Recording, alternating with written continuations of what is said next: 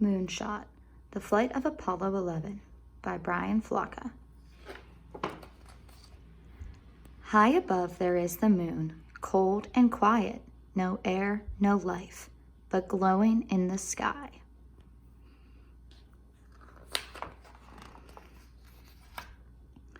Here below there are 3 men who clothe themselves in special clothes, who click lock hands with heavy gloves, who click lock heads in large round helmets. It is summer here in Florida, hot and near the sea. But now these men are dressed for colder, stranger places. They walk with stiff and awkward steps, in suits not made for earth. They have studied and practiced and trained and said goodbye to family and friends. If all goes well, they will be gone for 1 week, gone where no one has been.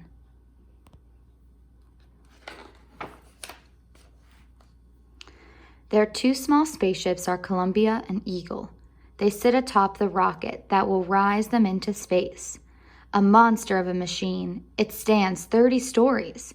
It weighs 6 million pounds. A tower full of fuel and fire. It valves and pipes and engines, too big to believe, but built to fly. The mighty, massive Saturn V. The astronauts squeeze into Columbia's sideways seats, lying on their backs, facing towards the sky. Neil Armstrong on the left, Michael Collins on the right, Buzz Aldrin in the middle. Click, they fasten straps. Click, and the hatch is sealed. There they wait, while the Saturn hums beneath them.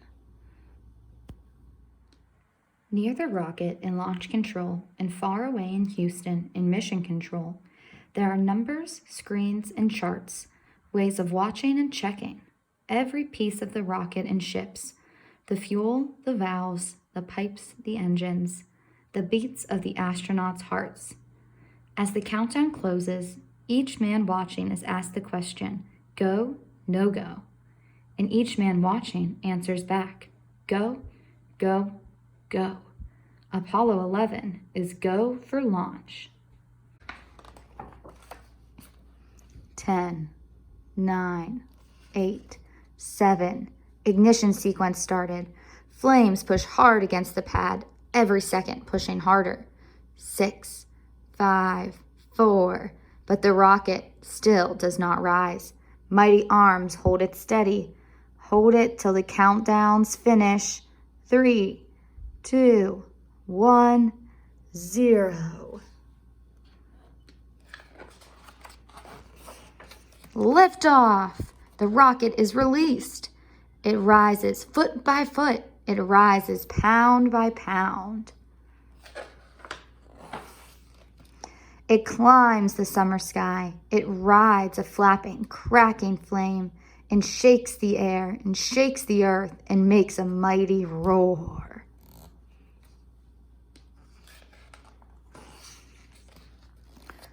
Armstrong, Collins, Aldrin ride the fire and thunder, pressed deep in their seats, their bodies as heavy as clay. The rocket below them sheds parts as it soars. Bolts explode, engines ignite. First stage, second stage, escape tower, gone. The rocket flies lighter. The rocket flies faster. In 12 minutes' time, it is 100 miles high. Then, after an orbit around the Earth to talk with mission control, to check the course, to check the rocket and ships, the rocket's last stage fires again, pushing the astronauts on.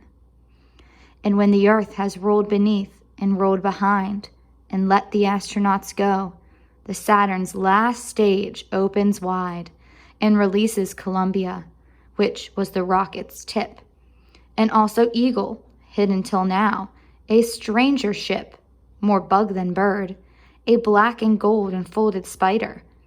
Michael Collins, Columbia's pilot, turns her back around.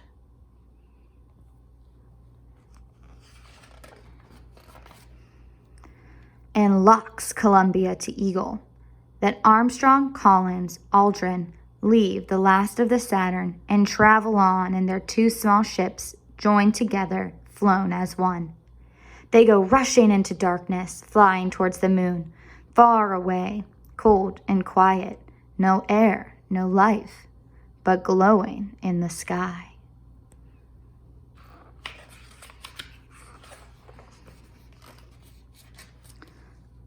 On board Columbia and Eagle, Armstrong, Collins, Aldrin, unclick the gloves, unclick helmets, unclick the straps that held them down, and float inside their small ship, their home for a week. Here there is no up or down. An astronaut can spin in air and turn a floor into a wall or a ceiling to a floor. Here, on those sometimes ceilings, walls, and floors, everywhere, there are straps and screens and gauges, buttons, handles, hoses, and switches, switches, switches. There are food and clothes packed into corners. There are flight plans, flashlights, pens, and cameras, and they float too. They drift from hands and pockets. That's why there's Velcro everywhere, for holding things so they stay put.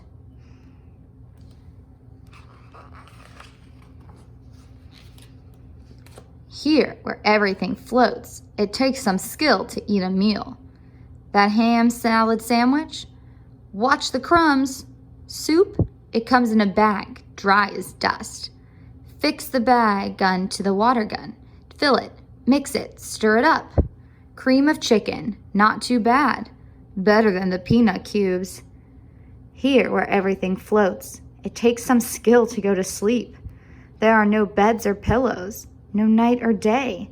There is always, though, the hum of circuits, the whir of machines, the thought of where you are, and the thought of where you're going. And one more thing, here, where everything floats, everything, it takes some skill to use the toilet. It takes pipes and hoses and bags, and there's no fresh air outside the window. After a week, the small home will not smell so good. This is not why anyone wants to be an astronaut. But still ahead, there is the moon, cold and quiet, no air, no life, but glowing in the sky, glowing and growing. It takes them in and pulls them close.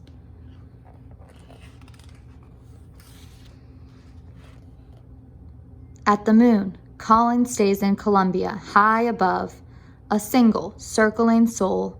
Armstrong and Aldrin leave in Eagle and take it low and lower. They have just enough time and just enough fuel.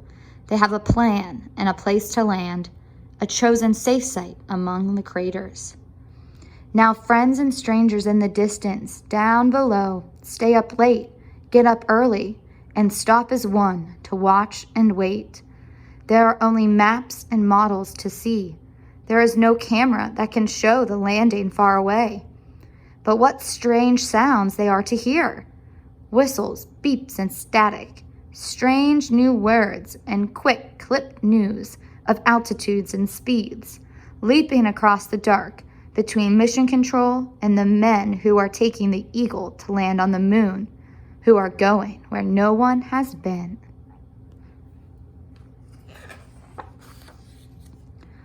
On board Eagle, Aldrin calls out information, while Armstrong steers the ship. They fly low and lower, looking for their landing site. But now Eagle, they see, has flown too far.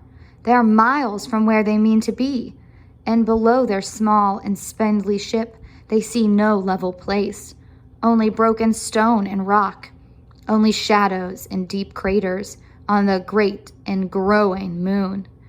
Far from home and far from help, still steady, steady the astronauts fly, till time and fuel are running out.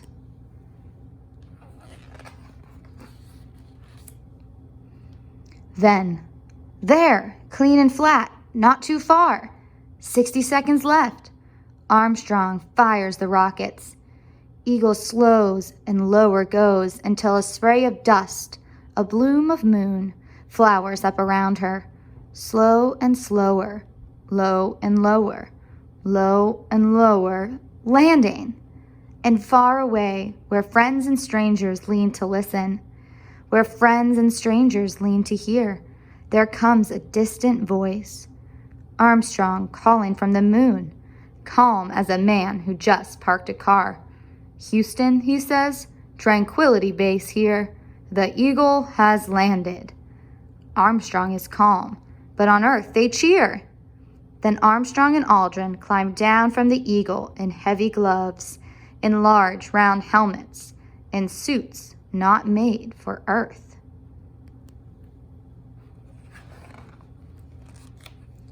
In suits made for the moon.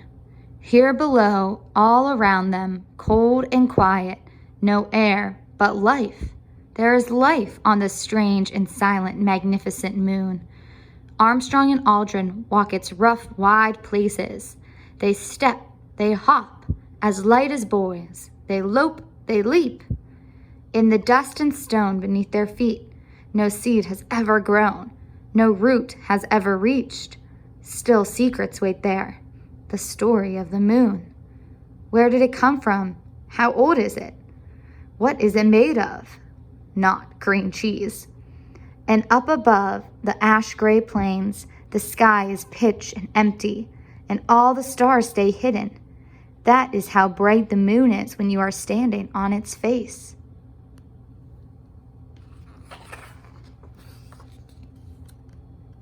But in that blank and starless sky,